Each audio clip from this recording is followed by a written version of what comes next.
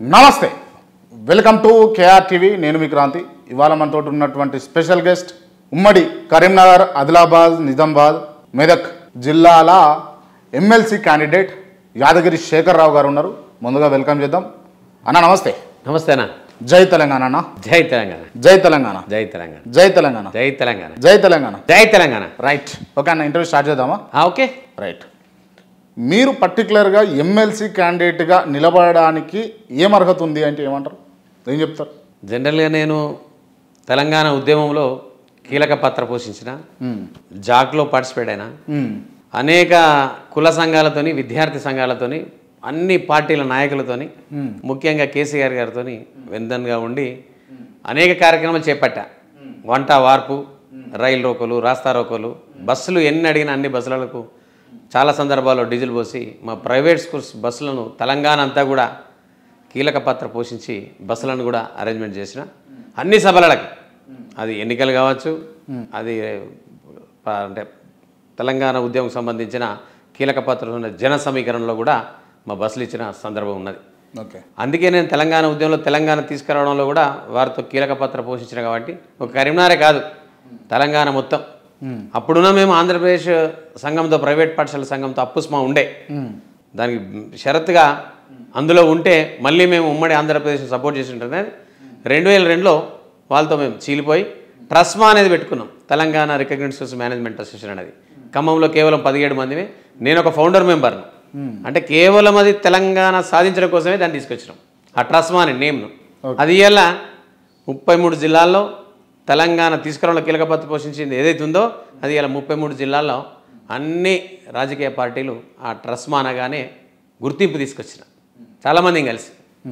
So అందుకే నాకు అర్హతుందని నేను అంటా ఉన్నాను. ఓకే. అంటే సామాజిక కోణంలో అనేక సందర్భాల్లో, ఒక లైనిజంలో కానీ, ఇలా ఒక దైవత్వంలో కానీ, ఇలా అంటే పిల్లలకి చదువు నేర్పే విషయంలో కానీ, ప్రైవేట్ టీచర్లు కానీ, తెలంగాణ విద్యా సంస్థలో పనిచేస్తున్న ప్రభుత్వం కావచ్చు, ప్రైవేట్ కావచ్చు, ఒక విద్యా విధానంలో మార్పు కోసం ప్రయత్నిస్తున్నాం. కాబట్టి ఆ విద్యా సంస్థలకు సంబంధించిన అనేక ఇష్యూస్, అనేక సమస్యలను పోరాడడం నాకు కొత్త కాదు. కాబట్టి ఆ పోరాట ఫలితమే ఇలా నేను ఒక ఎమ్మెల్సీ కావాలని కోరుకుంటా ఉన్నాను.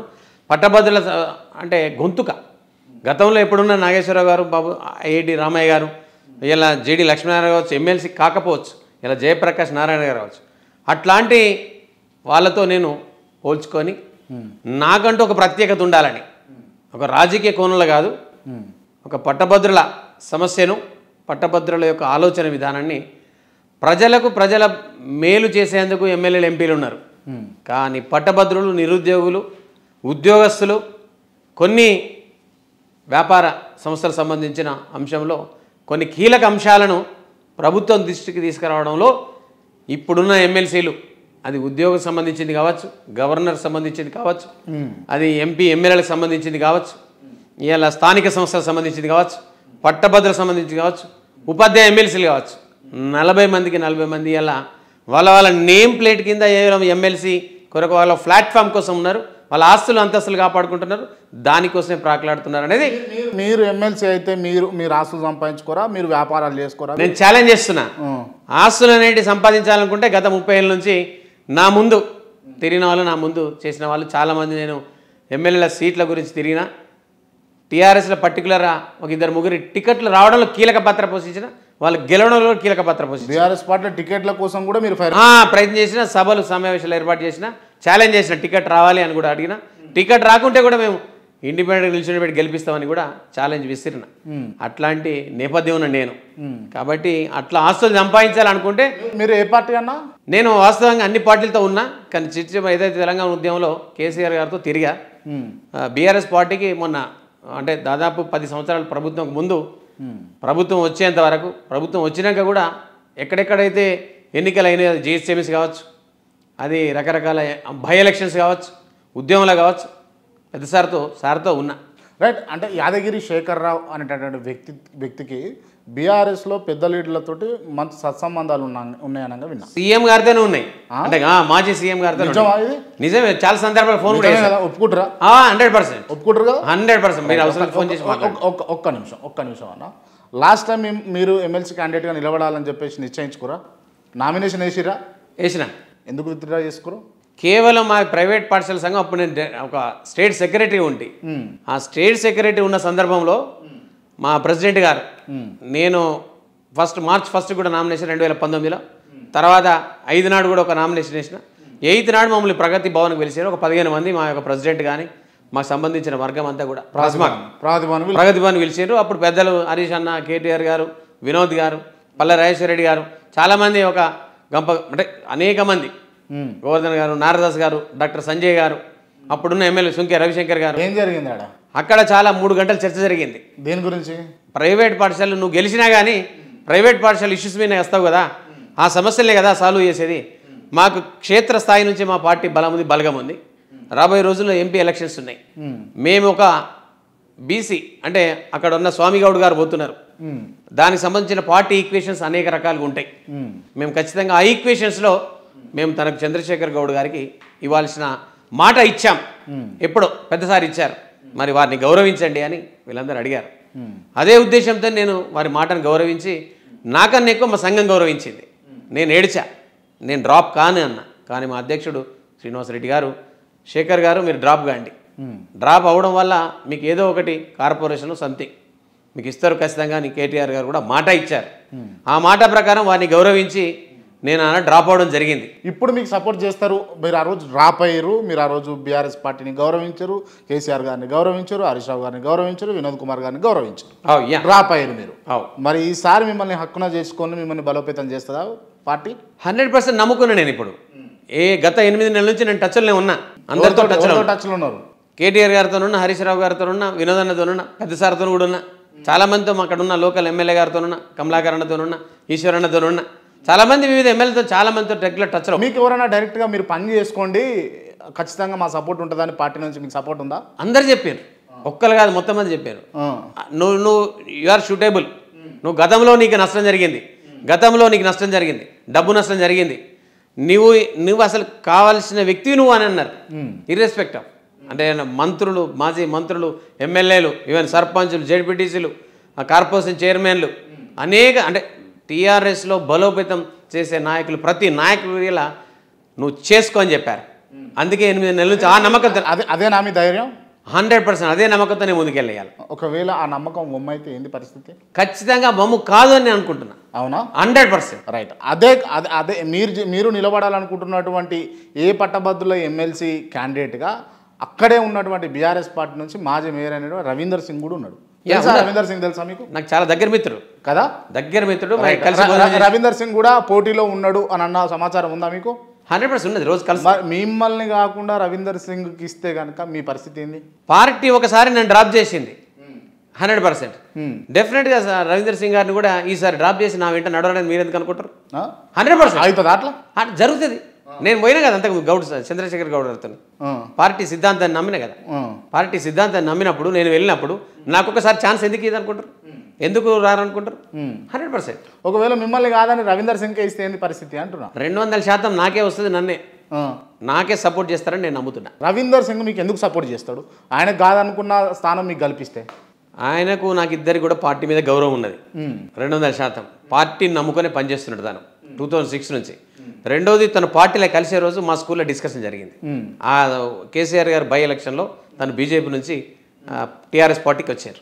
అక్కడ హరీష్ అన్న సమక్షంలో ముగ్గురం కలిసి ఒకటే దగ్గర ఉన్నాం. ఈ సందర్భంగా నేను చాలా సందర్భాల్లో వారు మేర అనేక సందర్భాల్లో వారితో కలిసి పనిచేశాను. వారికి నాకు దుష్మన్ ఎక్కడ లేదు. 200% నాకు తప్పకుండా తను నాకు సాయం చేస్తాడు, నాతో కలిసి నడుస్తాడు. పక్క ఓకే, క్లియరా మీరు? క్లియర్. Okay, right. ఎన్ని కోట్ల ఆస్తి ఉంటుంది మీ దగ్గర? అదే కదా ఇప్పుడు కోట్ల ఆస్తి లేకనే కదా డబ్బులు అనేటివి ఉంటే ఇలా అన్ని కార్పొరేట్ మ్యాన్కును కామన్ మ్యాన్కే నడుస్తున్నది. డబ్బు సంపాదించాలని నిజంగా నేను అనుకుంటే గత 20 ఏళ్ళ నుంచి డబ్బులు లేని రాజకీయాలు చేస్తున్నారా? నాకు ప్రజల బలం ఉన్నది, ప్రజల బలం ఉన్నది. డబ్బులు లేని రాజకీయాలు సాధ్యమైతే మీరు ఓపెన్గా మాట్లాడుకుందాం జరిసేపు కుల్లాగా. కేసీఆర్ గారు పైసలు లేని వాళ్ళందరినీ కూడా చాలా మందిని గెలిపించారు. For example Warangal MP Dayakar గారు, మా దగ్గర సుంకే రవిశంకర్ గారు, నాతో ఇద్దరం కలిసి తిరిగినాం. రవిశంకర్ గారికి ఏమున్నదండి, తన దగ్గర డబ్బు లేదు, గెలిపించారు కదా. కాబట్టి కేసీఆర్ గారు అనుకుంటే డబ్బు గవర్న ప్రధానమైన అంశం కాదు. వారి లెక్కల ముందు, వారి ఆలోచన విధానం ముందు ఎవరినైనా గెలిపిస్తారు. సో డబ్బు అనేది ఇంపార్టెంట్ కాదు. నేను ఇలా అంటున్నా, నాకున్న ట్రస్మా బలం నా ఉపాధ్యాయులు, నా ట్రస్మా సోదరులు, నా టీచర్లు, నా పేరెంట్స్, నేను చేసిన ఎవరైతే అది విద్యాపరం కానీ వైద్యపరం కానీ ఓ 40,000 మందికి నేను హెల్ప్ చేసిన నా జీవితంలో 30 ఏళ్ళ చరిత్రల. అంటే ఇంటర్మీడియట్లు కావచ్చు, ఇంజనీరింగ్ కావచ్చు, రకరకాల వ్యవస్థల్లో వాళ్ళు అనేక దేశాలలో కూడా ఇలా సెటిల్ అయి ఉన్నారు. వాళ్ళంతా కూడా ఇలా నాకు ఫోన్లు చేస్తున్నారు, మెసేజ్లు పెడుతున్నారు, సార్ యు గో హెడ్ అని. ఇన్ని వేల మంది నాకు సపోర్ట్ ఉన్నప్పుడు నాకు డబ్బే అవసరం అండి. ప్రజాబలం ఉన్నది, నా బలం ఉన్నది, నా బలగం ఉన్నది. మనుషుల్ని అధ్యయనం చేసిన ఓన్ చేసుకున్నా. నన్ను శేఖర్రావు అంటే ఓన్. వాళ్ళు పిలుస్తారు, ఫోన్ చేస్తే ఇంటికి వెళ్తా. వాళ్ళ నా దగ్గరికి వచ్చి నేను రోడ్డు మీదనే ఉంటా, ఎక్కువ అరుగు మీదనే కూర్చుంటా, ప్రతి ఫోన్ కాల్ ఎత్తుతా. ఇప్పుడు గెలిచేదాకా అన్ని ముచ్చట్లు అందరు చెప్తారు, అందులో మీరు కూడా చెప్తున్నారు. దీంట్లో పెద్ద విచిత్రం కానీ చిత్రం కానీ ఏం లేదు. ఇలా అయితే మీకు పూర్తిగా తెలియనట్టు నా గురించి వాస్తవం కూడా గెలిచేదాకా గెలుచుడు వేరు, గెలిచే మనిషి వేరు, ఆ ధైర్యం ఉన్నది వేరు. ఆ దమ్ము ధైర్యం లేని మీరు ఒక్కసారి చూడండి, ఒక్కసారి ఎంక్వైరీ అయ్యి నా గురించి ఎట్లా అంటాడని. 24 గంటలు ఫోన్ ఎత్తా నేను. మీరు అవునన్నా కాదన్నా, మీరు తెలిసినా తెలుసుకోకుండా 24 గంటలు ఫోన్ ఎత్తా. నా ప్రొఫైల్ ఒకసారి చూడండి, నా ఫేస్బుక్లో కావచ్చు, నా ఇన్స్టాల్ కావచ్చు, నా ట్విట్టర్ కావచ్చు, నా యూట్యూబ్ ఛానల్ కూడా ఉన్నది. మీరు ఎక్కడ చూసినా నేను చేసిన హిస్టరీ ఉన్నది. మీడియా రాసిందే ఉన్నది. మీడియా అయితే అబద్ధం చెప్పరు కదా, మీడియా రాసిందే ఉన్నది నా గురించి. Right right right. ఇప్పుడు అంటే ఏంటంటే ఒక రాజకీయ నాయకుడు అంటే సర్వీస్ చేసి ఫస్ట్ ఇట్లా సంఘాన్ని చూపించుకొని, లేకపోతే పబ్లిక్ను చూపించుకొని, బల్క్ ఆఫ్ అమౌంట్ ఏదైతే ఓటు బ్యాంకింగ్ చూపించుకొని ఇట్లా రాజకీయాలు చేస్తారు, అంతేనా మీరు? నేను నా దగ్గర గింత అమౌంట్ ఉన్నది, లేకపోతే గింత మంది ఉన్నారు, గింత ప్రాపర్టీ ఉన్నది, గిన్ని ఆస్తులు సంపాదించిన, అట్లా నేను ఎన్నడూ అనుకోలే. కేవలం నేను సర్వీస్ చేసిన, సేవనే నమ్ముకున్నా, దైవత్వాన్ని నమ్ముకున్నా, ప్రేమను నమ్ముకున్నా. ఇప్పుడు ఇవన్నీ ఇంటర్వ్యూలో చెప్పడానికి బాగుంటుంది అన్న, నేను అడగడానికి మీరు చెప్పడానికి బాగుంటుంది. కానీ ఏంటంటే ఓ షోక్ అంతే. ఇక ఇన్ని రోజులు సర్వీస్ చేసినాం, మనకు గన్వేన్ గెలవంగానే మన చుట్టూ అంతా ఎస్కాట్ నడవాలి, ఈ షోకే ఉంటుంది. దానికోసమే కదా ఇదంతా. నేను ఒక ప్రెసిడెంట్గా, నేను సెక్రటరీగా 22 సంవత్సరాల సంఘానికి సేవ అందించినోడిని, 35 ఏళ్ళ నుంచి ఎడ్యుకేషన్ ఫీల్డ్లో ఉన్నాను. అట్లాంటి గన్మెన్ షోక్ లేదు నాకు. గన్మెన్ షోక్ కావాలంటే తీసుకుంటే ఇస్తారు పర్మిషన్. గన్మెన్ కావాలంటే పెట్టుకోవచ్చు, పైసలు ఉంటే పెట్టుకోవచ్చు, లేకపోతే పర్మిషన్ అడుగు తీస్తారు. కాబట్టి నేను గెలిచిన గన్మెన్లు పెట్టుకుంటాను అంటలేను మీతో. గన్మెన్ లేదు. ఎందుకు వద్దంటున్నా అంటే ఇలా చాలామంది ఎమ్మెల్సీలు చూసిన నేను, ఇవాళ పేర్లు ఎందుకు కానీ అసలు గన్మెన్ లేని ఎమ్మెల్సీలు చాలామంది ఉన్నారు. కొన్ని దేశంలో కొంతమంది మొత్తానికి ఎస్కాట్ కూడా పెట్టుకొని ఉన్నారు, మంత్రులు అయి ఉండే కూడా. నాకెందుకండి, అది ప్రజాధనం కొల్లగొట్టినట్టు. ఈవెన్ జీతం కూడా లెక్కేస్తాను నేను, ఆ నేమ్ను కూడా లెక్కేస్తాను. ఎమ్మెల్సీ అనే పదాన్ని కూడా, ఎమ్మెల్సీ అనే పదం నాకు అక్కర్లే. ఎమ్మెల్సీ అనే పదం మా ట్రస్మాకు పట్టభద్రులకు అప్పచెప్తున్నా. ఆ పదాన్నే, ఆ పదమే మనకు అక్కర్లేదు. కేవలం సేవకుడు అని అంటున్నా. యాదగిరి శేఖరరావు అంటాడు ప్రూవ్ అక్కర్లే, ఆల్రెడీ ప్రూవ్ అక్కర్లేదు. నేను ఎక్స్టెండ్ చేస్తున్నా, నా సర్వీస్ని ఎక్స్టెండ్ చేస్తున్నా, ఛాలెంజ్ చేస్తున్నా. ఖచ్చితంగా ఎమ్మెల్సీకి ఆ గన్మెన్లు, ఆ జీతాలు, ఆ కార్లు, అదంతా నాకు అక్కర్లే. ఒక కామన్ పర్సన్ ఉంటాను చూస్తున్నా. ఎందుకంటున్నంటే అంటే అది ప్రజాధనాన్ని కొలగొట్టడం. ఏదో గెలిచేదాకా ముచ్చట్లు, గెలిచిన తర్వాత అంటే ఓడెక్కదాకా ఓడమల్లన, ఓడదిగినాక బోడమల్లన అనేటట్టు ఉన్నది ఇదంతా. ఇలా పబ్లిక్ ఎట్లున్నది తెలుసా అన్న, రికార్డ్ అవుతుంది. పబ్లిక్ ఎట్లున్నది తెలుసా? మీరు చెప్పేది రికార్డ్ అవుతుంది, 100% చెప్పేది రికార్డ్ అవుతుంది. 100%. నాకు గన్మెన్ వద్దు, నాకు ఎస్కాట్ వద్దు అని అంటే ఇది రికార్డ్ అవుతుంది. ఒకవేళ ఇఫ్ ఇన్ కేసు మీరు గెలిస్తే ఈ పబ్లిక్ ముంగట పెడతాం. ఇది నేను పబ్లిక్ ముంగట పెడుతున్నానే, రికార్డ్ అవుతుందనే, ఇది ఇంటర్వ్యూ జరుగుతుందని తెలుసు, ఇది పెద్ద ఛానల్ అని తెలుసు, కాంతి గారు వట్టోడు కాదని తెలుసు. మీరు దీన్ని హైలైట్ చేస్తారు రేపు. నేను గెలిచిన ఎంబడే నేను పెట్టుకుంటే ఎంబడే మీరు దీన్ని అలా లైవ్లో పెట్టేస్తారు. మరి అది గుర్తు పెట్టుకుని మాట్లాడుతున్నా, పక్కా చెప్తున్నా. Note this point. అసలు ఏ గన్మన్ ఎక్కర్లేదు, ఏ ప్రోటోకాల్ ఎక్కర్లేదు, జీతం కూడా అవసరం లేదు. ఆ జీతం కూడా 72 నెలల జీతం ఏదో ఎక్కడెక్కడ అవసరం ఉందో ఈ 271 మంది ఆల్రెడీ ఇలా 15 ఏరియాలో చెప్పేసిన. పలానా కోర్టు బిల్డింగ్ ఒక మొదటి జీతం అని, పలానా క్రికెట్ గ్రౌండ్కి మొదటి జీతం అని, పలానా ఏరియాలో లైబ్రరీకి మొదటి జీతం అని. అంటే ఒక జీతం ఒక నెల, ఓకే, ఒక నెల అని ఇప్పటికే దాదాపు 20 నెలలు చెప్పేసిన. ఇంకా 52 నెలలు ఈ ఎన్నికల్లో చెప్పేస్తా. అంటే ఎక్కడెక్కడైతే ఏరియాలో పోయి ప్రామిస్ చేసి రాసుకుంటున్నా నేను. ఎందుకంటే మర్చిపోతాం మనం. ఒక పేపర్లో నోట్ చేసుకుంటున్నా, ఒక డైరీలా రాసుకొని రేపు ఖచ్చితంగా వంతుల వారిగా నెలకు వచ్చిందంతా కూడా ట్రాన్స్ఫర్ కొట్టేస్తా. నాకు జీతం కోసం రావట్లేదు, మళ్ళీ చెప్తున్నా. నేను ప్రోటోకాల్ కోసం రావట్లే, నా సర్వీస్ని ఎక్స్టెండ్ చేద్దామని వస్తున్నా. అంటే ఒక సంఘ సభ్యుడిగా, సంఘ నాయకుడిగా చాలా పనులు చేశా.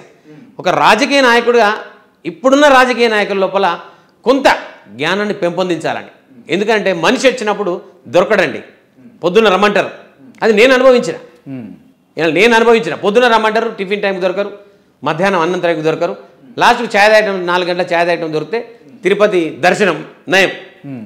మళ్ళీ క్యూ కట్టాలి, తీసుకుపోయి అర్జీ లోపల వారేస్తారు. మళ్ళీ తెల్లారైతే గంతే భాగవతం. ఇవన్నీ అయిపోయినాక ఒక అఫీషియల్ దగ్గరికి పోతే ఒక ఎమ్మెల్యేనో ఎమ్మెల్సీ ఫోన్ చేస్తే అక్కడ ఆయన మనిషి 2-3 గంటలు కూర్చొని పెడతారు. ఆఫీసర్ కూర్చొని పెట్టినాక తన దగ్గర కూడా నిల్చుని పెట్టి రేపటి నాన్న మీరు గెలిస్తే మీ దగ్గర కూడా ఇదే పరిస్థితి ఉంటుంది కదా అన్న. అది ఉండద్దనే కదా ఛాలెంజ్ చేసేది, అదే కదా. ఆ అనుభవం అనుభవించిన కాబట్టి ice for that experience I want to prove. నేనేంటో అనేది ప్రూవ్ చేయడం కోసమే. ఒక సంఘ నాయకుడు ప్రూవ్ చేసిన ఒక రాజకీయ నాయకుడిగా ఒక శాసన మండలిలో మేధావి ఉండాలి. శాసన మండలిలో అసలు వాస్తవం కూడా పార్టీలకు సంబంధం లేదండి. Right, okay. మేధావులు, కవులు, కళాకారులు, రచయితలు, జ్ఞానవంతులు ఉండాలి శాసన మండలిలో. 40 మంది ఎట్లుండాలంటే పట్టభద్రులకు, ఉద్యోగులకు, నిరుద్యోగులకు, ఎక్కడెక్కడైతే చెడు వ్యసనాలకు అలవాటు పడుతున్నారో ఆ యువత పట్ల అటు ఆకర్షించకుండా ఇటు ప్రపంచానికి, దేశానికి వాళ్ళ కాళ్ళ మీద వాళ్ళు నిలబడి వాళ్ళొక 50 మందికి ఉద్యోగం కల్పించే విధంగా వాళ్ళు తయారు కావాలనే నాకు ఆకాంక్ష. మీరు పట్టభద్రుల ఎమ్మెల్సీ ఏ విధంగా ఉండాలో మీరు చెప్తున్నారు కదా. అవును, రైట్. ఇప్పుడు బీజేపీ నుంచి అంజిరెడ్డి ఉన్నాడు, కాంగ్రెస్ నుంచి నరేందర్ రెడ్డి ఉన్నాడు. ఇప్పుడు వాళ్ళ క్వాలిఫికేషన్ సరైంది కాదంటారా, మీదే సరైంది అంటారా? వాళ్ళు 100% వాళ్ళకి కార్పొరేట్ మ్యాన్, నేను కామన్ మ్యాన్. వాళ్ళకు నాకు చాలా తేడా. వాళ్ళు 1000 కోట్లు ఉన్నోళ్ళు, నేను కామన్ పర్సన్. నాకు అంత కూడా 6-7 ఎకరాలు లేదు.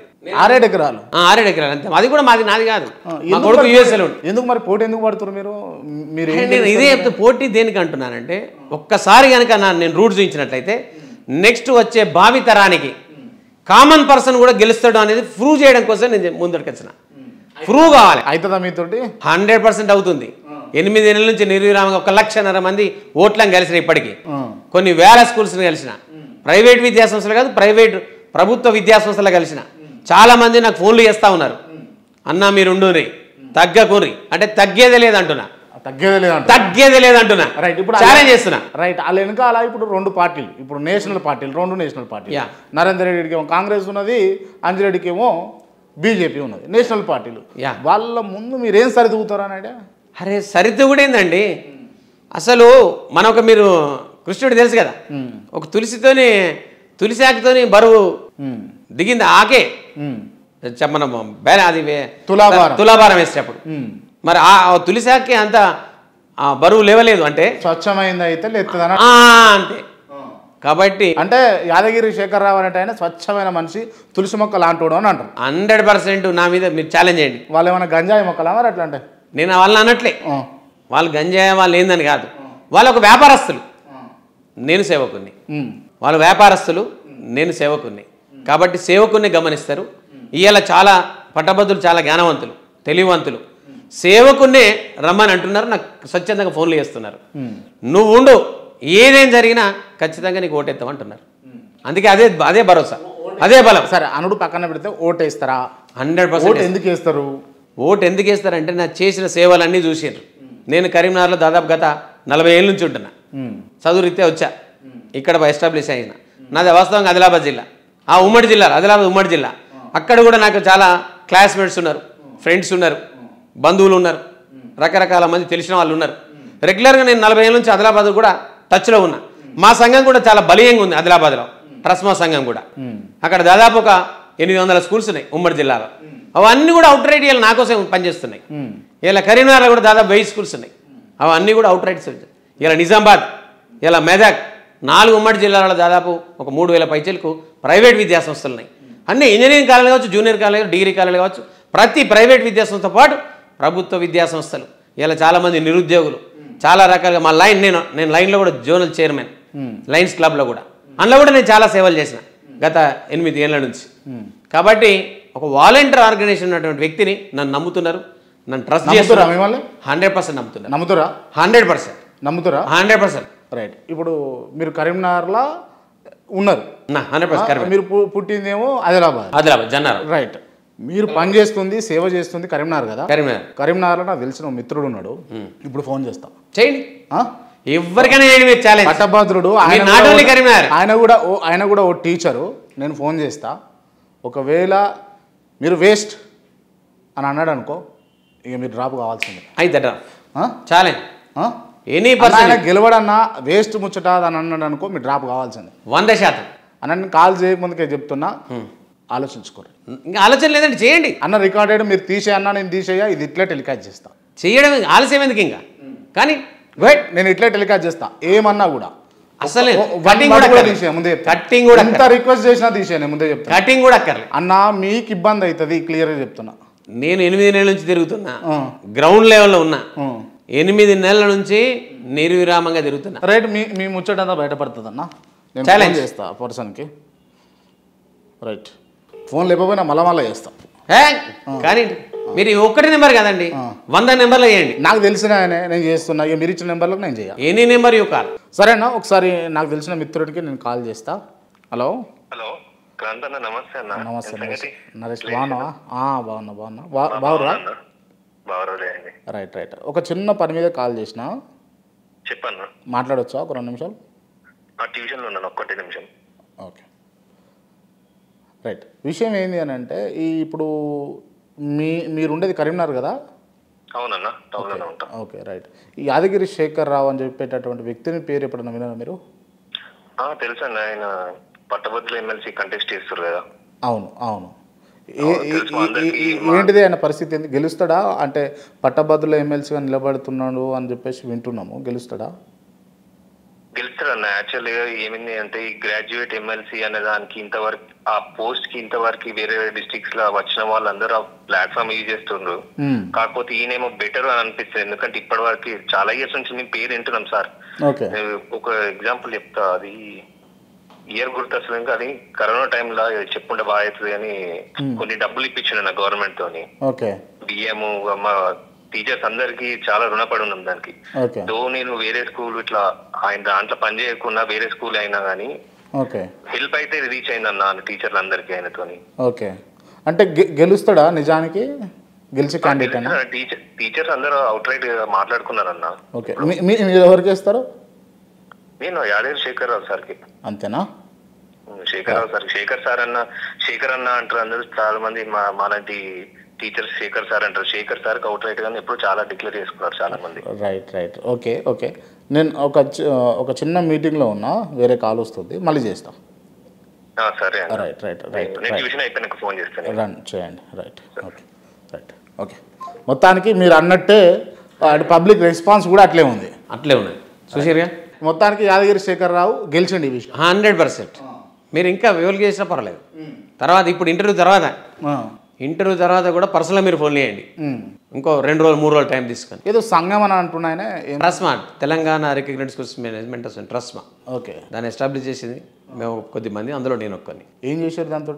2,000 రూపాయలు కూడా అన్నాడు. 2,000 కరోనా సమయంలో యాక్చువల్ స్కూల్స్ భారతదేశం అంతా ప్రపంచం అంతా బంద్ ఉన్నాయి. అవును అన్ని స్కూల్స్, ముఖ్యంగా బడ్జెట్ స్కూల్స్. ఆ స్కూల్స్లో టీచర్లు సాలరీస్ రాలే, ఎందుకంటే పేరెంట్స్ పే చేయలేదు, స్కూల్స్ అన్ని క్లోజ్ అయినాయి, ఆన్లైన్ క్లాసెస్ నడవలే.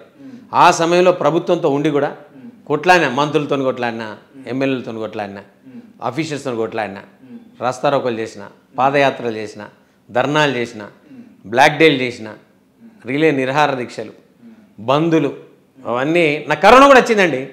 మెడికవర్లో ఒకసారి కొట్టి చూడండి, 4 రోజులు హాస్పిటల్. కరోనా జరిగినాక కూడా ఓవర్కమ్ అయి మా వాళ్ళను ఖచ్చితంగా ధైర్యంగా భారతదేశంలో ఎక్కడియాలి, కేవలం తెలంగాణ రాష్ట్రం ఇచ్చింది. అది నా తిరుగుడు, నా పోరాటం. అది ఖచ్చితంగా బాగానే కష్టపడ్డా అంటారు మీరు. 2,25,100 వరకు వచ్చినాయండి, teaching and non teaching. Okay అది 3 నెలలు ఇప్పించిన. 75 కిలోల బియ్యం, 6,000 రూపాయలు. ప్రముఖ పాత్ర రోజు హైదరాబాద్ వచ్చిన, రోజు కరోనాలో అన్నం వండుకొని కార్లో పెట్టుకొని వచ్చినాం. ఓకే ఇక్కడ అన్నం అప్పుడు హోటల్ బంద్ కదా, ఆడాడ పార్క్లో తిన్నాం. చాలా సందర్భాలు ఎక్కడ తినకుండా ఉపవాసం కూడా పోయినాం. సాధించాలి అంతే, పోరాడితే పోయేది లేదు, బానిస సంఖ్యలో ఉంటుంది నా తత్వం. అది సమస్య పట్టుకున్నా అంటే సాల్వ్ అయ్యేంత వరకు. మళ్ళీ ఏమైనా వ్యక్తి నా దగ్గరికి వస్తే కాదు అని నా జీవితంలో కాదు పోయిదానా, అది అవుద్దా కాదా అనేది భగవంతుడు నిర్ణయిస్తాడు. అవుతుంది పో అంట, మనిషి ఆడికైతే బతుకుతాడు, బతికిస్తా అంతే. ఇప్పుడు జీవనం పోతుంటే నువ్వు బతుకుతున్నావు అంట, అంటే పాజిటివ్ వే. ఇప్పుడు నాకు ఇంటర్వ్యూలో అర్థమవుతుంది ఏంటంటే, నేను అబ్జర్వ్ చేసిన చాలాసేపటి నుంచి మీరు చాలా మాస్గా ఉన్నారు, అరగెంటివ్గా ఉన్నారన్న. అరే మరి వర్కౌట్ అవుతుందా? ఎన్నికలు వర్కౌట్ అయితే, ఎలక్షన్స్ వర్కౌట్ అవుతా? మీరు అట్లాంటి జనరల్గా నేను అరగంటి నేను ఓళ్ళతో కొట్లాడా, నాకు అసలు శత్రువు లేరు. గమ్మత్ ఏంటంటే, ఒకవేళ శత్రువు అని అనుకుని నా దగ్గరికి వస్తే కూడా కూల్ చేసి పంపిస్తా. నీతో నాకు కొట్లాడేందుకు పోయి అని దండబెట్టి, నేనే దండబెట్టి వెళ్ళకూడదు. ఆయన కూలి వెళ్ళిపోతాడు. అంటే నన్ను కొట్టడానికి చంపడానికి వచ్చిన కూడా కూలి చేసి పంపిస్తా. అరే ఇంతో అని వస్తాడు అనుకుంటారు. నేను మీకు కనబడితే అట్లా అరగంట కనబడుతున్నా కావచ్చు. నేను చాలా సంస్కారం ఉన్నటువంటి వ్యక్తిని. నా కోపం ఉండదు అసలే. కోపం రాదా? అస్సలే రాదు. నేను ఎంత తెప్పించినా రాదా? అస్సలు రానే ఇప్పుడు తెప్పించే ప్రయత్నం చేసినా రాదా? మీరు చేయండి. Okay right. యాదగిరి శేఖరరావు ఓడిపోతాడు. అసలు ఓటమే లేదని చెప్తుంటే ఒక్కసారి పక్క జరిగిన కేసీఆర్ గారి అభిమానం మేరకు మాట మేరకు అప్పుడు నేను ఓడిపోయినా. ఇది పక్క జరగడం వల్ల పబ్లిక్ అంతా కూడా నువ్వు పక్క జరగడం వల్ల ఓటమి చెందినవని చెప్తున్నారు. కానీ ఇప్పుడు గెలుపు. ఒక్కసారి ఓటమి ఏదైతే జరిగిందో నెక్స్ట్ నాంది గెలుపు. కాబట్టి ఓటమి గుణపాఠం నేర్పింది, డ్రాప్ అనేది గుణపాఠం నేర్పింది. అదే ఫ్రూతో అదే ఛాలెంజ్తో ఇప్పుడు వెళ్తున్నా, గెలుపుకి వెళ్తున్నా. కాబట్టి ఓడిపోయినంత మాత్రాన పక్క జరిగినంత మాత్రాన మానవుడు పక్క జరగడు. ఆ తత్వంలో వెళ్తున్నా. ఖచ్చితంగా నేను పిల్లలకు కూడా చెప్తా ఉంటా, అరే 10వ తరగతి పిల్లలు ఫెయిల్ అయిన అంటే మార్కులు ఇంపార్టెంట్ కాదు, ఫెయిల్ ఇంపార్టెంట్ కాదు. జీవితంలో ఎప్పుడో ఒకసారి పాస్ అవుతావు. నిన్ను నువ్వు నమ్ముకో, నిన్ను నువ్వు పెంచుకో, నిన్ను నువ్వు ఆత్మవిశ్వాసాన్ని పెంపొందించుకో. నీ వెంట ఎవరున్నారో ఎవరు లేరని చూసుకోకు. నీ ఎంబడి నీ శక్తి వస్తుంది, నీ ఎంబడి నీ ఆత్మ వస్తుంది, నీ ఎంబడి నీ గెలుపు బాటలో నువ్వు ముంగటికెళ్ళాలి అంటే నీ ఆత్మవిశ్వాసమే గొప్పది.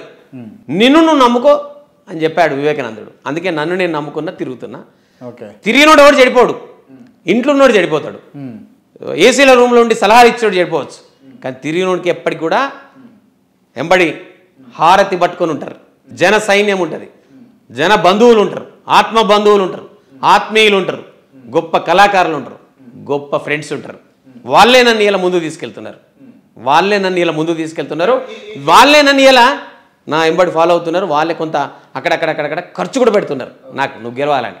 మీకు ఖర్చు పెడుతున్నా, ఎదురు ఖర్చు పెడుతురా అంటే ఆడ పోతే టీఓ బిస్కెటో చాయనో ఇంత పూలదండనో ఏదో కొబ్బరికాయనో ఏదో ఒకటి పెట్టి నన్ను రిసీవ్ చేసుకుంటున్నారు గొప్పగా. రైట్ అన్న. మీరు ఉండేది ఎక్కడ? నేను కరీంనగర్ లోకల్ టౌన్లోనే ఉంటారా? టౌన్లో ఉంటా. ఓకే. అంటే మీకు స్కూల్ ఉందని విన్నా నేను, నిజమేనా? స్కూల్ చిన్న స్కూల్ నాది. చిన్న స్కూల్ బిలో చిన్న స్కూల్ పెద్ద స్కూల్ ఉంటాయా? అంటే స్ట్రెంత్ ఎక్కువ ఉండి ఫీజులు ఎక్కువ ఉంటే ఇన్ఫ్రా ఎక్కువ ఉంటే బాగానే ఫీజులు వసూలు చేస్తారట, నిజమేనా? నాది ఎంత 10,000 నుంచి 25,000. ఎంత?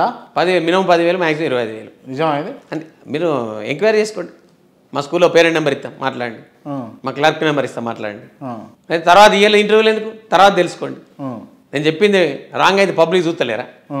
పబ్లిక్ అడగరా? రేపు ఈ ఇంటర్వ్యూ చూసే వాళ్ళు అడగరా? అంటే ఈ ప్రైవేట్ స్కూల్ మెయింటైన్ చేసేటోళ్ళు ఎందుకన్నా ఎమ్మెల్సీగా నిలబడాలనుకుంటారు మీరు? నేనేమంటున్నా, కొంత రాజకీయ రంగ ప్రవేశం మనం ఎందుకు వచ్చినామంటే తిరిగి ఆఫీసులో పోన్న మంత్రుల చుట్టూ, ఎమ్మెల్యేల చుట్టూ, శాసనసభ చుట్టూ, లోకసభ చుట్టూ, ఢిల్లీలో అనేక రాష్ట్రాలు తిరిగినటువంటి అనుభవంలో కొంత కింద క్షేత్రస్థాయిలో చాలా పనులు ఉంటాయి.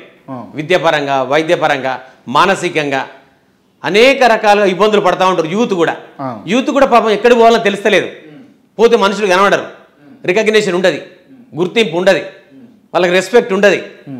యూత్ అంతా కూడా రెస్పెక్ట్ కోరుకుంటారు, రికగ్నిషన్ కోరుకుంటారు.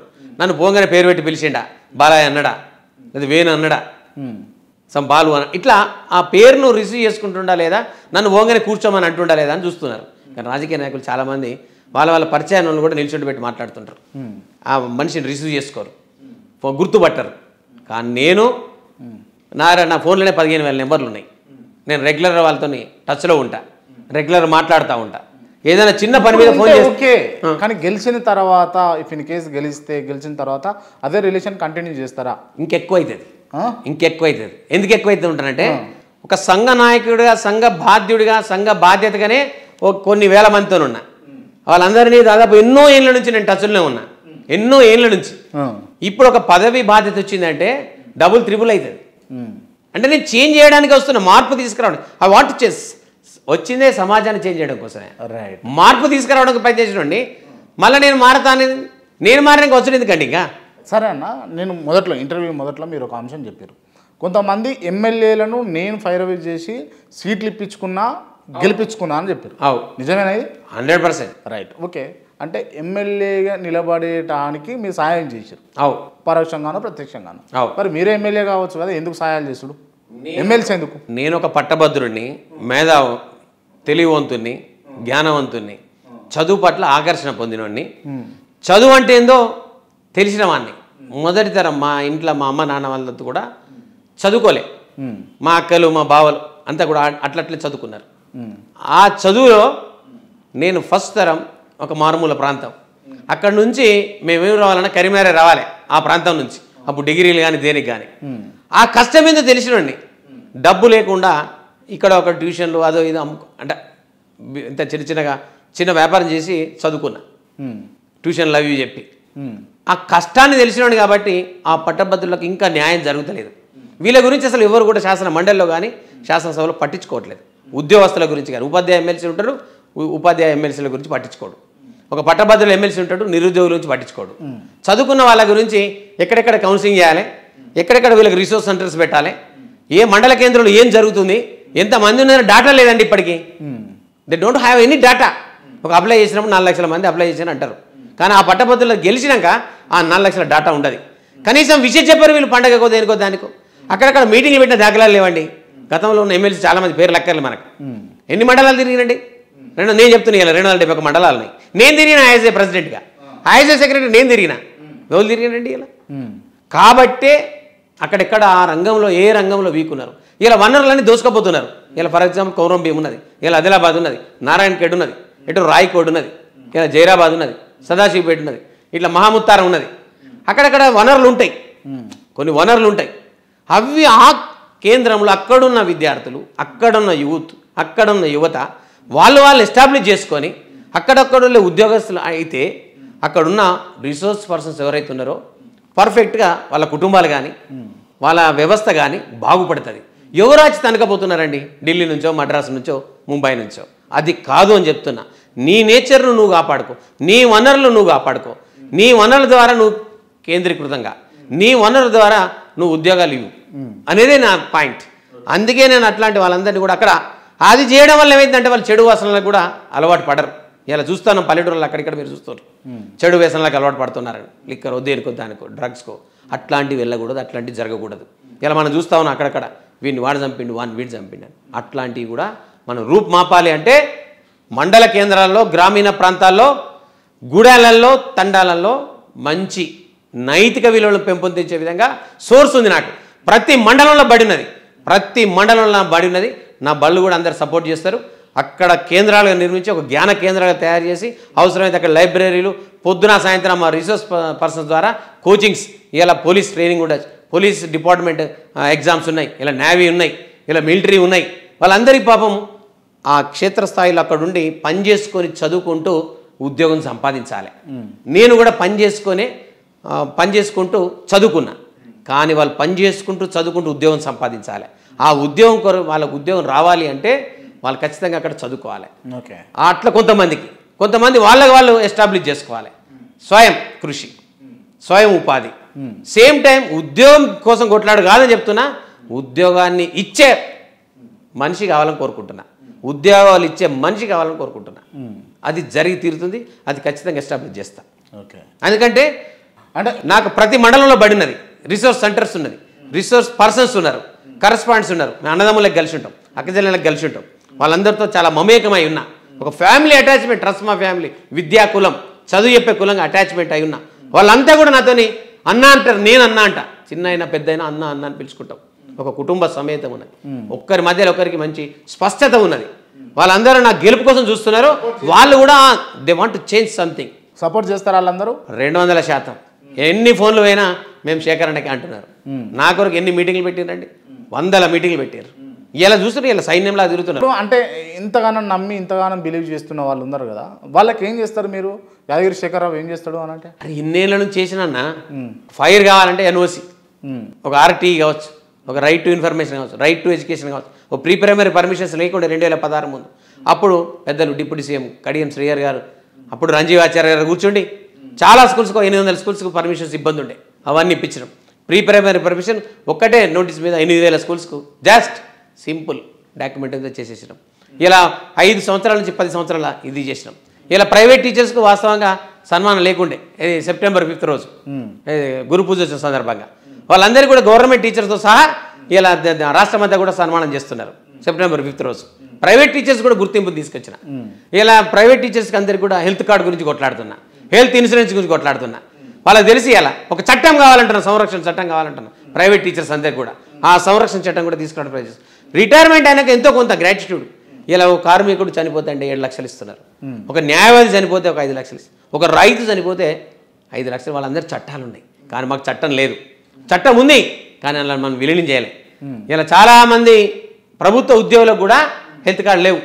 For example social welfare residential schools ఉన్నాయి, ఇలా మోడల్ స్కూల్స్ ఉన్నాయి, ఇలా కాంట్రాక్ట్ రెసిడెన్షియల్ టీచర్స్ ఉన్నారు, ఇలా ఎస్ఎస్ఏ ఉద్యోగులు ఉన్నారు. ఇలా చాలామంది కూడా మొన్నటిదాకా లొల్లిలో అయినాయి ఎస్ఎస్ఏ వాళ్ళు కానీ సిఆర్టీలు కానీ. అందరికీ కూడా హెల్త్ కార్డు సమానమైన పని, సమానమైన వేతనం లేదు, హెల్త్ కార్డు లేవు. ఇటువంటివన్నీ మీరు చేస్తారా మరి? 100% కొట్లాడతా నేను. ప్రభుత్వం నేను కాదు కదా, ప్రభుత్వం చేస్తుంది కానీ ప్రభుత్వం దగ్గర తీసుకెళ్ళి అవసరమైతే నిరాహార దీక్ష చేస్తా, అవసరమైతే ఆడ కూర్చుంటా, అయిపోయేదాకా లేవా నుంచి 24 గంటలు కూర్చుంటా. అన్న ఇంటర్వ్యూలలో చెప్పినట్టు కాదు, తర్వాత ఖచ్చితంగా నా పనే అది. నేను వచ్చిందే గందుకు. నేను ఒక రోల్ మోడల్ కావాలనుకుంటున్నా. గతంలో ఉన్న 30 ఏళ్ళ కింద 40 ఏళ్ళ కింద ఉన్న పొలిటీషియన్స్ ఎలా ఉన్నారో అదే రోల్ మోడల్ కావాలి. సంపాదన కోసం రావట్లేదు, ఎమ్మెల్సీ బిరుదు కోసం రావట్లేదు. ఎమ్మెల్సీని తీసి ట్రస్మాకి అప్పచెప్పేసిన, ఎమ్మెల్సీని తీసి పట్టభద్రులకు అప్పచెప్పేసిన. ప్రశ్నించే గొంతును అందుకే పట్టం కట్టమంటున్నా, ప్రశ్నించే గొంతును పట్టభద్రులు పట్టం కట్టమంటున్నా. పట్టం కట్టినాక చూపిస్తా తడాకేందో అనేది చూపిస్తా. ఖచ్చితంగా 42 శాసనసభ నియోజకవర్గాల్లో 6 లోకసభ నియోజకవర్గాల్లో I want to change something, మార్పు తీసుకురావడానికి ప్రయత్నం చేస్తున్నా. డబ్బు కోసం రావట్లేదు, పేరు కోసం రావట్లేదు, ప్లాట్ఫామ్ కోసం రావట్లేదు. ఆల్రెడీ ప్లాట్ఫామ్ ఉందండి నాకు, ట్రస్మా ప్లాట్ఫామ్ ఉంది, ఇంతకన్నా గొప్ప ఉందండి. అందరి మంది మంత్రులతో మాట్లాడినా, ఎందరో మంది ముఖ్యమంత్రులను కలిసిన, ఎందరో మంది ఎమ్మెల్యేలను కలిసిన. డైరెక్ట్ యాక్షన్ ఏం శేఖర్ అంటారు నన్ను, ఏం వాల్మీకి శేఖర్ అంటారు, ఏం ట్రస్మా శేఖర్ అంటారు. ఇంకేం కావాలండి అంతకన్నా ఎక్కువ? నాకు కావాల్సింది నా గుర్తింపు కాదు, వీళ్ళందరికీ పని కావాలని చూస్తున్నా. నా పని నాకేందంటే నాకు ఆల్రెడీ మా కొడుకు ఎస్టాబ్లిష్ అయ్యింది. యాక్చువల్లీ ఇంటర్వ్యూ కూడా నువ్వు ఒక్కసారి సోషల్ మీడియాలో వెళ్ళు అని తనేది మీతో మాట్లాడి మా మనవలు వాళ్ళని అరేంజ్ చేసి. వాస్తవం కూడా నాకు ఇంటర్వ్యూస్ ఇవన్నీ సోషల్ మీడియా మీద అంత అటెన్షన్ ఉండదు, అంత కాన్సన్ట్రేషన్ ఉండదు. ఇది చాలా గొప్పదే, ఈ అంశం గొప్పదే, కానీ దీనిపైన లైన్ అండ్ లెంత్ ఉండదు. మావాడే దీన్ని అరేంజ్ చేసిండు. నేను కావాలని ఇలా దేని కొరకు కాలే. ఇది అసలు తెలిసింది ఇప్పుడు నాకు, దీని ఇంపార్టెన్స్ ఏంది ఇప్పుడు తెలిసింది నాకు. అంటే మీకు సోషల్ మీడియా మీద గ్రిప్పే లేదు.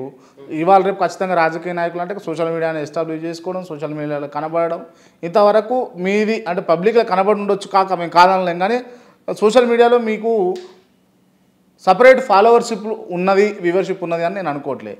వర్కౌట్ అయితే ఏమో రాజకీయాలు మీకు. ఇప్పుడు నాకు నేనేమంటున్నా, సోషల్ మీడియా పెంచుకుంటాను. ఇప్పుడు దీనికి నాలెడ్జ్ ఉన్నది, కానీ దీనిపైన మనం వెళ్ళి దీని ద్వారా మనం గెయిన్ అయిదామని ఆలోచన లేకుండే. నేను ఎట్లా గెయిన్ అవ్వాలంటే పబ్లిక్లో తిరిగి గెయిన్ కావాలనుకున్నా, నిజాన్ని చూపించాలనుకున్నా. పబ్లిక్లో నిజాన్ని చూపించిన, సర్వీస్ చూపించిన, పబ్లిక్తో అటాచ్మెంట్ పెంచుకున్నా, ప్రజలతో సత్సంబంధాలు ఉన్నాయి, పట్టభద్రులతో సత్సంబంధాలు ఉన్నాయి, స్కూల్స్తో ఉన్నాయి, అనేక విద్యాసంస్థలతో పనిచేసిన ఆ నేతృత్వం ఉన్నది. తెలంగాణ ఉద్యమంలో కీలక పాత్ర పోషించిన. ఇవాళ ఇది కావాలనుకున్నాడు మావాడు, ఖచ్చితంగా వచ్చిన. ఇప్పుడు నాకు అటు సైడ్ ఉన్నది, ఇది వచ్చింది, ఇంకేముందండి నా గెలుపుకు? ఇంకేం కావాలి నాకు? ఇంకేం తక్కువ ఉంది నాకు? ఇప్పుడు దీన్ని కూడా గమనించిన కదా. సరే, ఇవన్నీ విషయాలు కాసేపు పక్కన పెడితే తెలంగాణ ఉద్యమంలో కూడా మీరు ఉన్నా అని అన్నారు కదా, ఏం చేశారు తెలంగాణ ఉద్యమంలో? మీరు ఉద్యమంలో తెలంగాణ రావడం కోసం, ముఖ్యంగా తెలంగాణ ఉద్యమంలో ఎందుకు కీలక పాత్ర పోసాం అంటే, మా అన్నీ కూడా బడ్జెట్ స్కూల్స్, ఈ కార్పొరేట్ స్కూల్స్ని తరిమి కొట్టాలని కేసీఆర్ గారు మాకు తెలంగాణ భవన్లో సాక్షిగా అన్నారు. ముఖ్యంగా ప్రైవేటు విద్యాసంస్థలకు సంబంధించిన యూనివర్సిటీలు ఇవన్నీ కూడా ఉండే. ఇంకా తెలంగాణ అయితే మన ప్రభుత్వం వచ్చినప్పుడు మీరు మాకు ఇంత సపోర్ట్ చేస్తున్నారు కదా, విద్యార్థులు తీసుకొచ్చారు, ఉపాధ్యాయులు తీసుకొచ్చారు, మేనేజ్మెంట్స్ వచ్చినాయి, తల్లిదండ్రులు తీసుకొచ్చారు, సకల జన సమ్మెలో 40 రోజులు మీరు పార్టిసిపేట్ అయ్యారు. అనేక సందర్భాల్లో వారు అన్నారు అసలు కార్పొరేట్ స్కూల్స్ అన్నింటినీ కూడా ఒక్క మనిషి ఒకటే పాఠశాల నడపాలి, 100 మంది 100 పాఠశాలలు నడపాలి, కానీ ఒక్క మనిషి 100 పాఠశాలలు నడపకూడదు. వాళ్ళ అవ్వడం వల్ల మేము చాలా దానిపైన అట్రాక్ట్ అయినాం. ఆ ఉద్యమంలో మేమందరం కూడా పార్టిసిపేట్ అయినాం. అవన్నీ జరుగుతున్నాయి అనుకున్నాం. సరే, జరగలేదు, అవి ఇంకెక్కువైనాయి. సో ఈ సందర్భంగా కూడా నేను ఇట్లా అంటా ఉన్నా, ఒకే మనిషి ఒకే పాఠశాల ఉండాలి, ఒకే పేరు ఒకే పాఠశాల ఉండాలి. ఒక పేరు మీద 100 పాఠశాలలు ఉండడం, ఒక మనిషి మీద 100 పాఠశాలలు ఉండడం, అది కార్పొరేట్ వ్యవస్థ చదువును కొనుక్కోవడం. రైట్, ఈ సిచ్యువేషన్ వచ్చింది కాబట్టి అడుగుతా ఉన్నా. జనరల్గా అంటే కొన్ని కార్పొరేట్ సంస్థలు కావాలని చెప్పేసి పర్మిషన్ లేకుండా పాఠశాలలు కావచ్చు, లేకపోతే మీరు అంటున్న కాలేజెస్ కూడా నిర్వహిస్తూ ఉన్నారు కదా, వాటిపైన మీరు ఏమైనా యాక్షన్ ఉంటుందా? రోజు కొట్లాడుతున్నాం మేము. అసలు పర్మిషన్ లేకుండా పాఠశాలలు నడపకూడదు. ఫస్ట్ చాలా తప్పది. ఎందుకు చెప్తున్నానంటే, ఆ పిల్లోడిని లాజ్ చేసినట్టు. ఆ పిల్లోడు ఎప్పుడైనా పాస్ అయినాక ఒక స్టడీస్ ఇక్కడ కావాలన్నప్పుడు బోనఫైడ్ ఉద్యోగం దొరుకుతున్నప్పుడు హయ్యర్ ఎడ్యుకేషన్ వెళ్ళినప్పుడు ఆ తరగతికి సంబంధించిన బోనఫైడ్ అడుగుతాడు, ఆ యొక్క డేట్ ఆఫ్ బర్త్ సర్టిఫికేట్ అడుగుతాడు. అడిగితే పోతే అందులో ఉండదు. ఆ పిల్లోడు తిరిగి బేజార్ అవుతున్నాడు ఇలా 20 ఏళ్ళ కింద 10 ఏళ్ళ కింద. కాబట్టి ప్రభుత్వం దీన్ని గమనించాలని ఎన్నో సందర్భాలు అంటా ఉన్నాం. టీసీలు తీసుకపోకపోవడం కానీ ఇలా అలాంటి పాఠశాలలు నడిపించడంలో కానీ అవన్నిటిని కూడా మూసివేయాలని చెప్తా ఉన్నాం. 10 ఏళ్ళ బీఆర్ఎస్ పాలన బాగుందా లేకపోతే కాంగ్రెస్ పరిపాలన బాగుందా అంటే మీరు ఏం చెప్తారు? ప్రజలు ఏం నమ్మిరు అంటే బీఆర్ఎస్ కన్నా సూపర్ ఉంటుందని నమ్మారు. ఆ నమ్మకం వమ్ము చేసింది ఇలా. ఎట్లా అంటే కాంగ్రెస్ చేసిందంటారా? 100%. ఏ విషయంలో? మహిళలందరికీ కూడా ఒక స్కూటీలు ఇస్తున్నారు, డిగ్రీ చదువుకునే ఎలక్ట్రిక్ స్కూటీ అన్నారు, అలాగే ఒక ల్యాప్టాప్ అన్నారు. ముఖ్యంగా నేను విద్యా అవకాశాలకు సంబంధించి కాబట్టి విద్యార్థులకు సంబంధించి చెప్తున్నా, వేరే నాకు అక్కర్లే. ఇలా ప్రతి ఇంటికి ఇంటర్నెట్ అన్నారు, ఒక ల్యాప్టాప్ అన్నారు. ఇలా ప్రతి ఒక్క మహిళా వికాస్ కింద ఒక 2500 అన్నారు. తర్వాత పోతే ఇంకోటి ప్రతి పిల్లవాడు చదువుకునే డిగ్రీ వాడికి ఇంట్రెస్ట్ లేని ఒక 5 లక్షల ఏటీఎం కార్డు ఇస్తా అన్నారు. ఇవి ఫెయిల్యూర్సే కదండి. యూనివర్సిటీలో మార్పు కావాలన్నారు. ఇలా ఇవన్నీ ఫెయిల్యూర్సే కదా. ఇలా రియంబర్స్మెంట్ 8,000 కోట్లు ఆగిపోయినాయండి గత 3 నెలల నుంచి. అనేక స్కూల్స్ యొక్క బాస్ స్కూల్స్ కూడా దాదాపు 200 కోట్లు ఆగిపోయినాయి. అంటే చదువు పట్ల మార్పు వస్తుందనికనే చదువుకున్న వాళ్ళంతా కూడా మార్పు తీసుకొస్తున్నారని అనుకున్నారు. బట్ అంతకన్నా ఘోరమైంది కదా ఇలా. మన అందుకే ప్రజలు నమ్ముతలేరు. ఇంకొకటి కూడా 2 లక్షల ఉద్యోగాలు ఉచితంగా బస్సు ఒకటి పెట్టారు కదా, ఒకటే అంతే. దానివల్ల కులగణన చేశారు. ఇప్పుడు దానివల్ల లాభం ఏంది? బస్సు వల్ల ఒకటి నేను అడుగుతూ ఉంటా, చాలామంది ప్రయాణికులు వెలిగినారు, ఏం పని లేకుండా అటు ఇటు తిరుగుతూ ఉన్నారు. జగిత్యాల టు కరీంనగర్ టు జగిత్యాల మహిళలంతా కూడా ఫ్రీ కదా అని. పాపం కామన్ రియల్గా ప్రయాణం చేసే వ్యక్తికి ఇలా నష్టం జరుగుతుంది. ఓకే, ఆయన అందులో మళ్ళీ మగవాళ్ళకి సీట్లే లేవు, అంతా ఆడవాళ్ళు ఇబ్బంది కలిగినట్టే కదా. ట్రాఫిక్ పెరిగింది, దానివల్ల ట్రాఫిక్ పెరిగింది అన్నెసరిగా. చిన్న పని కూడా హైదరాబాద్ వచ్చిపోతున్నారు, ఫ్రీ బస్సే కదా అని. అది వాళ్ళకు లాభం జరిగింది అనుకుంటారు కానీ వాళ్ళ పనిని నష్టం చేస్తున్నారు. రైట్, అది బస్సు వ్యవహారంలో మీరు అట్లా చెప్తున్నారు. ఇప్పుడు కులగణన చేసి రాష్ట్రంలో ఉన్నటువంటి వాళ్ళను ఎవరెవరైతే బీసీలు ఎంతమంది లేకపోతే ఇతర కులాల వాళ్ళు ఎంతమంది ఉన్నారు అన్నది కూడా లెక్కలు తేల్చింది కదా. ఇప్పుడు నేను చెప్తున్నా కదా, అప్పుడు ఒక 50% వచ్చింది కేసీఆర్ గారు బీసీ కులం. నేను అదే గ్రేట్ అంటున్నా. ఇప్పుడు ఇలా 54 ఇచ్చారు. 10 సంవత్సరాల తర్వాత 54 రావడం ఏంటండి, 64 రావచ్చు.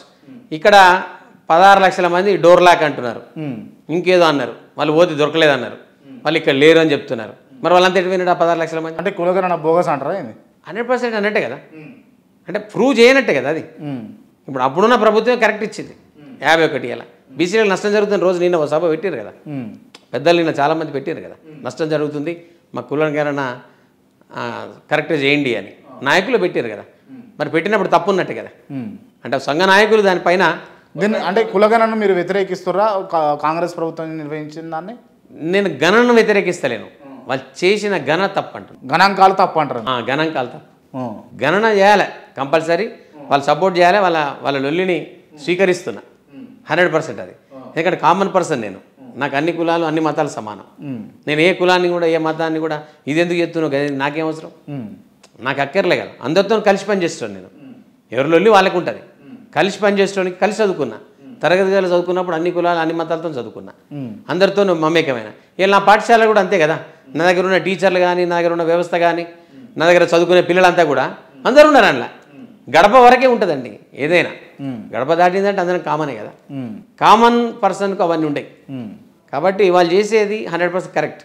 కానీ గణన అనేది కరెక్ట్ ఉండాలి, రిజల్ట్ కరెక్ట్ ఉండాలి, అవుట్పుట్ కరెక్ట్ ఉండాలి. అదే నేను అడుగుతున్నా ఇవాళ. అదే లొల్లి జరుగుతుంది, అదే అంటున్నారు వాళ్ళు ఇవాళ. ఓకే, అప్పుడు కదే 51, 54 ఇచ్చారు కదా. ఈ గణాంకాలు 16 లక్షల మంది ఎటువైనారు, ఈ లొల్లి ఎటువైంది, మాకు ఇచ్చిన రిజల్ట్ కరెక్ట్ కాదు, మళ్ళీ చేయండి అని అడుగుతున్నారు వాళ్ళ డిమాండ్. ఓకే, దాన్ని నేను డిమాండ్ కరెక్ట్ అంటున్నా. ఓకే, రైట్ అన్న. కాసేపు ఈ అంశాలను పక్కన పెడదాం మనము.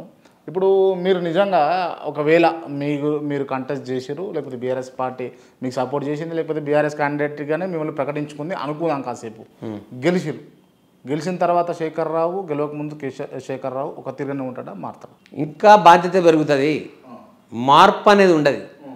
బాధ్యత పెంచుకుంటాం, బాధ్యత పెంచుకోవడంలో ప్రూవ్ చేసుకుంటాం. ఇలా ఒక ట్రస్మా అధ్యక్షుడిగా, ఒక గౌరవాధ్యక్షుడు ఏం పనులు చేశానో ఎమ్మెల్సీగా వచ్చినప్పుడు అంతకన్నా ఎక్కువ చేయాలి. చేస్తారు కదా. ఇప్పుడు నన్ను ట్రస్మాలో ఉండి నన్ను గుర్తించారు, ఇలా మా ప్రైవేట్ పాఠశాలలు రకరకాల మంది ఇలా నా ఎంబడి ఉన్నారంటే ఈయన సూపర్ అనే కదా. మళ్ళా రేపు నా నేమ్ను నేను బ్లాక్ లిస్ట్ ఎందుకు పెట్టుకుంటా అండి? నా నేమ్ను నేను బ్లాక్ లిస్ట్లో ఎందుకు పెట్టుకుంటా? నన్ను చెడ్డవాడికి ఎందుకు నేను ప్రూవ్ చేసుకుంటా? చెడ్డవాడికి నేను ఎందుకు తప్పు పట్టించుకుంటా? కాబట్టి మంచి మనిషిగానే ఉండాలి జీవితాంతం, ఇంకా మంచి మనిషిగా కావాలని కోరుకుంటున్నా.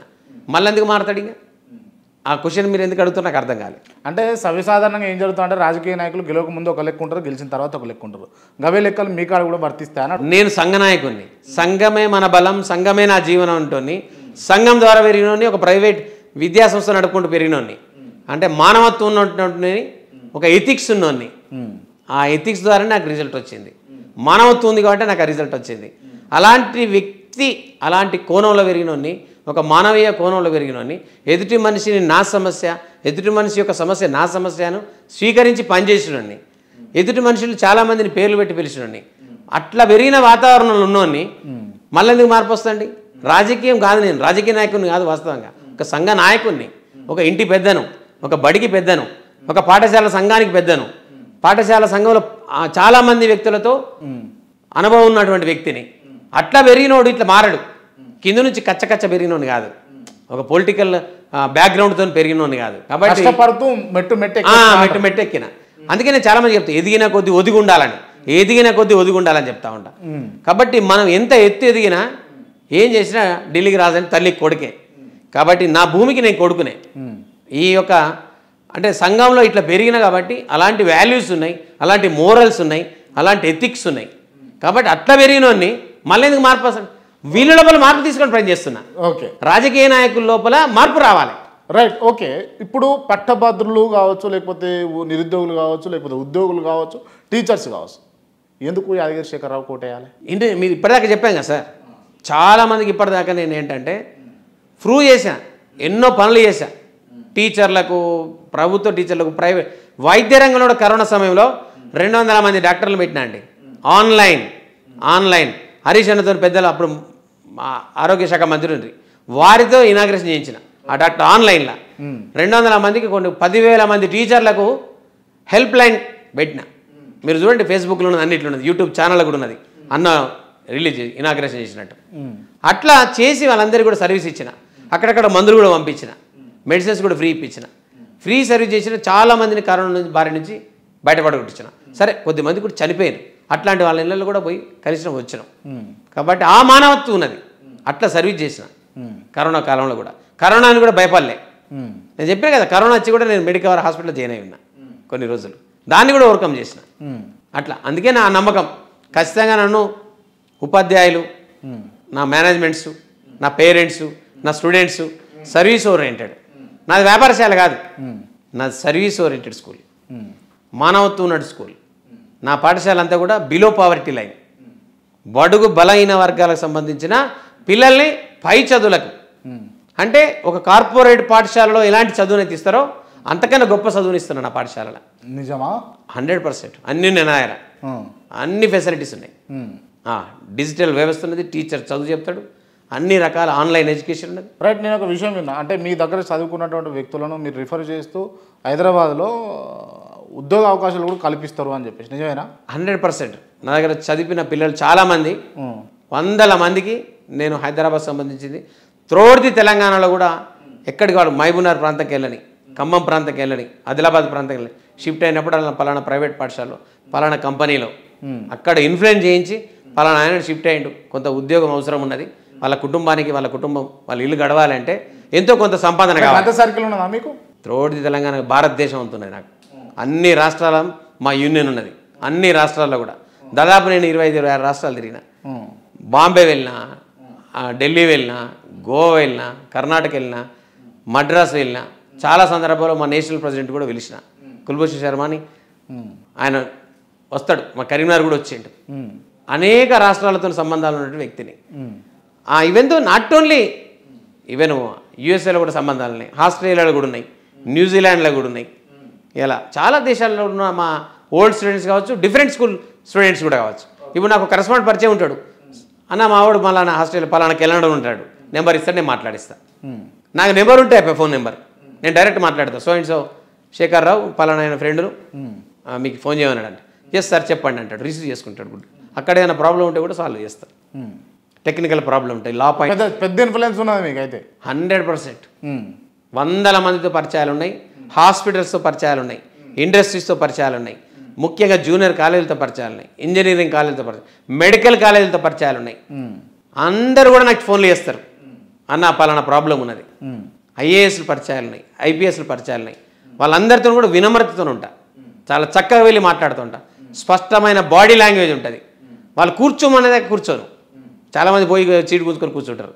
నేను కూర్చోను, అట్లా వాళ్ళకే వదిలేస్తా. వాళ్ళు ఖచ్చితంగా కూర్చోమన్నప్పుడే కూర్చోండి. రైట్. అంటే ఇన్ని అంశాలు చెప్పారు కదన్నా, ఇన్ని అంశాలు డిస్కషన్ చేసినాము. మరి ఇటువంటి యాదగిరి శేఖరరావుకు పట్టభద్రులు కావచ్చు, నిరుద్యోగులు కావచ్చు, ఉద్యోగులు కావచ్చు ఓట్లు వేస్తారా? 200% అంటే 100% ఓట్లు వేస్తున్నారనే నమ్ముతున్నా. ఆ కాన్ఫిడెన్స్ ఉండేపటికనే కంటెస్ట్ చేస్తున్నా. డబ్బు లేకుంటే వాడు నిల్చోడు, వాస్తవం కూడా. ఎందుకంటే అప్పుల పాలు అవుతారనో, లేదా తర్వాత ఒకడు ఇవ్వడనో, తర్వాత ఒకడు పెట్టడనో. నా ఉన్న దాంట్లో నేను ఖర్చు మందం, దీని మందం ఎస్టాబ్లిష్ చేసుకునే మందమే ఉంది. అంటే ఏది ఎన్నికల ఖర్చు, ఏదైతే ఎన్నికల నియమావళి ప్రకారం గా ఖర్చు మందే ఉంది, గట్టే ఖర్చు పెడుతున్నా. నా ఫ్రెండ్ సపోర్ట్ ఉన్నది, నా రకరకాల బంధుత్వం ఉన్నది, రకరకాల పరిచయాలు ఉన్నాయి. అనేక మంది ఇన్ఫ్లుయెన్సెస్ శేఖరరావు అంటూ రావాలి. ఈయన పలానా రోజు పలానా పని చేసిండు, పలానా రోజు పలానా సీట్ ఇప్పించిండు, పలానా రోజు పలానా ఉద్యోగం ఇప్పించిండు, పలానా రోజు చిన్న సమస్య ఉంటే వచ్చిండు. నిమిషము సెకండ్ స్పందించే వ్యక్తే కావాలని కోరుకుంటున్నారు. ప్రశ్నించే గొంతు కావాలనుకుంటున్నారు. పని చేసేవాడు అనుకుంటున్నాడు. అందుకే ఎంఎస్సీని తీసి పక్కెట్టిన. కేవలం సేవకుడిగా పోతున్నా. సేవకుడిని అడుగుతున్నా. నాయకుడిని కాదు, సేవకుడిని అంటే ఇప్పుడు నాయకుడు కాదు, సేవకుడే. శేఖరరావు అంటోడు చచ్చిపోయిన దాకా సేవకుడే. రైట్. ఓకే. ఇప్పుడు అంటే ఈ వేదికగా మీరు ఏం చెప్పదలుచుకున్నారు ప్రజలకు అంటే? ఈ వేదిక పట్టభద్రులందరూ కూడా నన్ను నమ్మారు. ఖచ్చితంగా ఆదిలాబాద్, నిజామాబాద్, మెదక్, కరీంనగర్ పట్టభద్రుల ఎమ్మెల్సీ ప్రశ్నించే గొంతు కావాలనుకున్నారు. ఆ ప్రశ్నించే గొంతు, ప్రశ్నించే గలం యాదగిరి శేఖరరావు. అది ప్రభుత్వమా ప్రైవేటా నాకు అక్కర్లే. ఎవరిని నేను బదనాం చేయదలుచుకోలే. ఎవరిని నేను అడగడానికి ప్రశ్నిస్తున్నా. ఏదైతే వాగ్దానాలు చేసిర్రో ఇలా అవునా కాదా నేను అడుగుతున్నా. ఇలా అమ్మాయిల స్కూటీలు ఇస్తా ఉన్నారు, ఎందుకు ఇవ్వట్లేదు? ఎందుకంటే ఉద్యోగ అవకాశాలు అన్నారు 2 లక్షలు, కేవలం 58,000 అయ్యారు. జాబ్ కార్డ్ అన్నారు, ఏది అని అడగడానికే. ఇలా రియంబర్స్మెంట్ అన్నారు, 8,000 కోట్లు రియంబర్స్మెంట్ రాకపోవడం వల్ల విద్యార్థులపైన ప్రభావం పడుతుంది. అది చదువు పైన ప్రభావం పడుతుంది, దేశం పైన ప్రభావం పడుతుంది. ఒక దేశం ఖరాబ్ కావాలన్నా, ఒక దేశం సర్వనాశనం కావాలన్నా మిజైల్స్ అనుభవాలు అక్కర్లే. విద్యార్థికి సరైన చదువు ఇవ్వకపోతే ఆ దేశం దానికదే సర్వనాశనం అవుతుంది. ఇలా రియంబర్స్మెంట్ వల్ల ఇలా తెలంగాణలో మంచి రిసోర్స్ పర్సన్స్, మంచి విద్యావేత్తలు కాకపోవడానికి కారణం ఈ ప్రభుత్వం. అది కనుక సరిగా వస్తే ఇలా ఉపాధ్యాయులందరికీ కూడా సాలరీస్ వచ్చు, అధ్యాపకులందరికీ కూడా ఆ సాలరీస్ వస్తే ఆ కళాశాలలు చక్కగా నడుస్తుంటాయి. ఇలా చాలా కళాశాలలు మూతపడ్డాయండి. దాదాపు ఈ ఇయర్లే 2-3 సార్లు వాళ్ళు బంధులు పెట్టారు, అయినా స్పందన లేదు. ఇలా పరీక్షలకు అనుమతి ఇవ్వమంటున్నారు మా బళ్ళను, మా బిల్డింగ్స్ను, అయినా ప్రభుత్వం లెక్క చేయట్లేదు. ఇది లెక్క చేయకపోవడం వల్ల మేనేజ్మెంట్ లాస్ అవుతుంది అనుకుంటారు, అధ్యాపకులు లాస్ అవుతుంది అనుకుంటారు, కానీ విద్యార్థికి నష్టం జరుగుతుంది. విద్యార్థి నష్టం జరిగినా పర్వాలేదు, కానీ దేశానికి నష్టం జరుగుతున్నది. దేశం ఏమంటుంది? ఇలా మొన్ననే అన్నారు కార్పొరేట్ వ్యవస్థకు ముఖ్యమంత్రి గారు, నేను కాదు ప్రభుత్వ విద్యా వ్యవస్థలను బలోపేతం చేస్తున్నా అన్నారు. ఒక సందర్భంగా కార్పొరేట్కు యూనివర్సిటీలు కూడా ఏమన్నారు, అది గత ప్రభుత్వం తెచ్చింది అన్నారు. కార్పొరేట్ సంస్కృతి నాది కాదన్నారు ముఖ్యమంత్రి గారు, అవునా కాదా? మరి ఇలా మళ్ళీ అదే కార్పొరేట్ విద్యా సంస్థ సంబంధించిన వ్యక్తికి ఇలా టికెట్ ఇచ్చారండి. ఏది నమ్మాలంటారు? ఏది నమ్మాలంటారు? అంటే చెప్పేది ఒకటి, చేసేది ఒకటి. అందుకే ఇలా విద్యా వ్యవస్థలు నష్టం జరుగుతున్నాయి, అందుకే విద్యార్థులకు నష్టం జరుగుతుంది. నేను నమ్మకం ఏంటంటే విద్యార్థులకు నష్టం కాదు, తల్లిదండ్రులకు నష్టం కాదండి, దేశ భవిష్యత్తుకు, దేశ పునాదికి నష్టం జరుగుతున్నది. రైట్. ఓకే యాదగిరి శేఖరరావు గారు, నేను ఫైనల్ ఒక క్వశ్చన్ అడుగుతున్నా. ఇప్పుడు కాంగ్రెస్ పార్టీ నుంచేమో నరేందర్ రెడ్డి నిలబడతా ఉన్నాడు, బీజేపీ నుంచేమో అంజిరెడ్డి నిలబడతా ఉన్నాడు. మీరేమో ఇప్పుడు బీఆర్ఎస్ టికెట్ ఇస్తే బీఆర్ఎస్ సపోర్ట్ తోటి మీరు నిలబడే ఛాన్సెస్ ఉన్నాయి అన్నట్టుగా నాకు అనిపిస్తూ ఉంది. రైట్.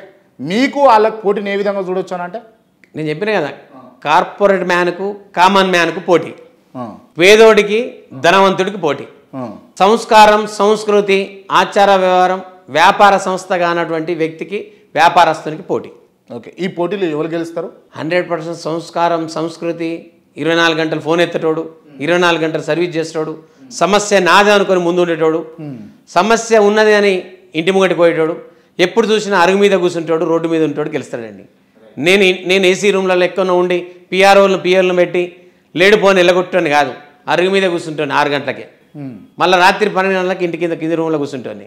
కాబట్టి నేను ఓపెన్ 24 గంటలు నా డోర్స్ ఓపెన్ ఉంటాయి. అంటే మీరు గెలుస్తారా? 100%. ప్రజలకు కావాల్సింది, పట్టభద్రులకు కావాల్సింది ఏంటండి? ఒక వారధిగా పట్టభద్రుల మధ్య, ప్రభుత్వానికి పట్టభద్రుల మధ్య ప్రశ్నించే గొంతు, ఒక వారధిగా, ఒక వర్కర్గా, ఒక సేవకుడిగా ఉండేటువంటి. కాబట్టి ఇలా పట్టభద్రులతో గమనించే కదా బ్రహ్మరథం పట్టారు. రైట్, ఓకే అన్న. ఒకవేళ గెలిస్తే మళ్ళీ నేను ఇంటర్వ్యూ చేస్తే మీరు నాకు ఇంటర్వ్యూ. ఇంకోటి కూడా, చదువు మీద ఈ నిర్లక్ష్య వైఖ ధోరణి వల్ల బతుకు మారాలన్నా, మెతుకు దొరకాలన్నా, బతుకు మారాలన్నా, మెతుకు దొరకాలన్నా చదువు, చక్కని చదువు చెప్పాలి. ప్రతి ఇంట్లో చదువు చక్కగా ఉంటే బతుకు మారుతుంది, చదువు చక్కగా ఉంటే మెతుకు దొరుకుతుంది, చదువు చక్కగా ఉంటే తన కాళ్ళపైన తను నిలబడతాడు, చదువు చక్కగా ఉంటే 100 మందికి ఉద్యోగ అవకాశాలు కల్పించే శక్తి సామర్థ్యాలను పెంపొందించాలి. ఇలా స్కిల్డ్ యూనివర్సిటీ అని వస్తుంది అంటున్నారు కదా, అది కావాలి అంటే చదువును చక్కగా చెప్పించమనండి. రీఎంబర్స్మెంట్లు కానీ రకరకాల ఏదైతే గ్యాప్ ఉందో యూనివర్సిటీలో అవన్నిటిని కూడా ప్రక్షాళన చేయమనండి. ప్రక్షాళన చేస్తా అని చెప్పారు కదా, అవి జరగాలి. జరిగితేనే ఎలా చక్కని అవకాశాలు దొరుకుతాయి. ఓకే అన్న. ఒకవేళ మీరు చెప్తున్నట్టుగా ఖచ్చితంగా ఇది కార్పొరేట్ సిస్టానికి, కామన్ మ్యాన్కి ఉన్నటువంటి పోటీ, ఇదో ఖచ్చితంగా నేనే గెలుస్తాను అంటారు కదా. మీరు గెలిస్తే మరో ఇంటర్వ్యూతో మళ్ళీ కూర్చున్నాను తప్పకుండా ఎమ్మెల్సీగా. రైట్, ఎమ్మెల్సీకి వెళ్దాం.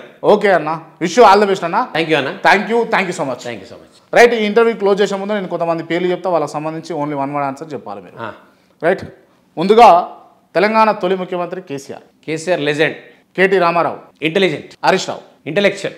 రేవంత్ రెడ్డి అన్నమాట తప్పుతుంటాడు ఎప్పటికీ. ఉత్తమ్ కుమార్ రెడ్డి ఆయన ట్రూ లీడర్. బండి సంజయ్ నా పాత మిత్రుడు. అంజిరెడ్డి తెలియదు నాకు ఆయన ఎవరు. అంజిరెడ్డి తెలియదు. నరేందర్ రెడ్డి వ్యాపారవేత్త. Gangula Kamalakar mass leader. వినోద్ కుమార్ నా రాజకీయ గురువు.